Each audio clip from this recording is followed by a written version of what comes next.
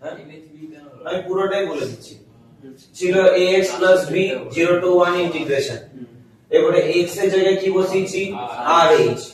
nh মানে কত b - a মানে b টা কত 1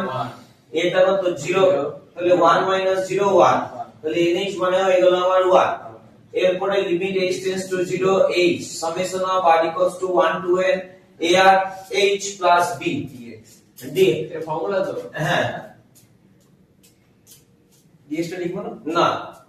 dx টা এই লাইনে যখন ইন্টিগ্রেশন থাকবে তখন dx ইন্টিগ্রেশন নাই dx কি করে হবে dx হবে না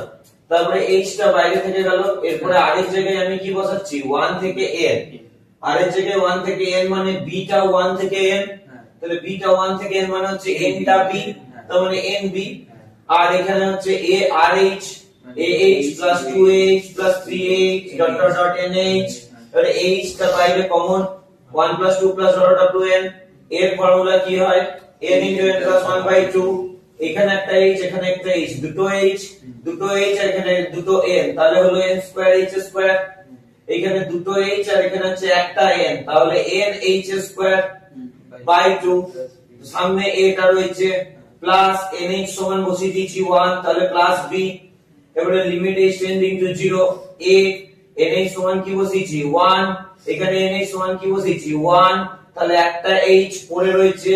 বাই 2 প্লাস b এবারে h এর জায়গায় কি বসানো হচ্ছে 0 0 হলে কি হচ্ছে 1 বাই 2 ইনটু a তার মানে a by 2 plus b nh বের করে হলো না nb থেকে nh নিলে এই h টা টোটালটাই মাল্টিপ্লাই ছিল তাহলে এই h টা যখন এখানে মাল্টিপ্লাই হবে এই h টা তখন এখানেও মাল্টিপ্লাই হবে তো nhb b টা নিচে আছে না উপরে b টা পাশে আছে সেটা পরেরটা একটা করছি হ্যাঁ এটা হয়ে গেছে তারপরে একটা অঙ্ক করব